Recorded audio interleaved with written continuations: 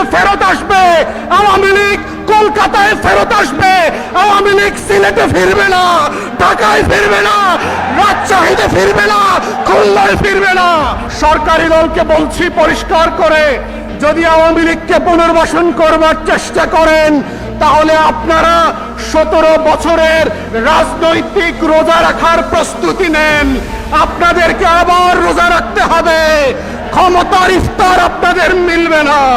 আপনাদের দলের তৈরি করা 31 দফার ইতিমধ্যে 7টা দফা আপনারা লঙ্ঘন করেছেন। যেই দল নিজের করা ওয়াদা নিজের সাথে রক্ষা করে না তাকে আমরা কিভাবে বিশ্বাস করব?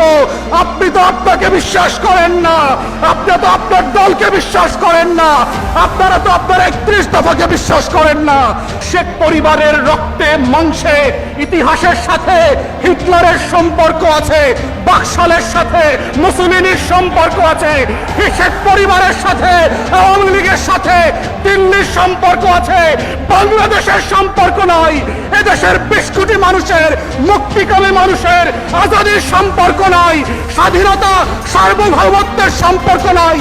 বারবার বাংলাদেশের মানুষকে আজাদি থেকে বঞ্চিত করেছে এই আওয়ামী লীগ, এই শেখ পরিবার, এই শেখ মুজিব এবং এই দিল্লির দাসী যারা আছে, বাম পতিত তথাকথিত সুশীল বাংলু সিনিয়র বেকার সাংবাদিকের এই মূর্খ পালেরা এখনো আবার চেষ্টা করছে নতুন করে গণমাধ্যমে বুদ্ধিজীবিতায় কালচারাল ফ্যাসিবাদ কায়েম করে পিছনের দরজা দিয়ে আওয়ামী লীগকে ফেরত আনতে। আমাদের বক্তব্য খুব পরিষ্কার, আওয়ামী লীগ দিল্লিতে ফেরত আসবে, আওয়ামী লীগ কলকাতায় ফেরত আসবে, আওয়ামী লীগ সিলেটে ফিরবে না, ঢাকায় ফিরবে না, রাজশাহীতে ফিরবে না, খুলনায় ফিরবে না। যেই শত্রু রাষ্ট্রের সাপেক্ষে বাংলাদেশ নামক রাষ্ট্রের জন্ম হয়েছে, যেই রাষ্ট্র থেকে আধিপত্যবাদ থেকে মুক্ত করে বাংলাদেশের আজাদি, স্বাধীনতা, সার্বভৌমত্ব সংরক্ষণ করবার জন্য শত শত হাজার হাজার মানুষ 24-এ জীবন দিয়েছে, রক্ত দিয়েছে, সেই রক্তের সাথে শুধু আওয়ামী বুদ্ধিজীবী না, বাংলাদেশের কোন সরকারি দলকে গাদ্দারি করতে দেওয়া হবে না।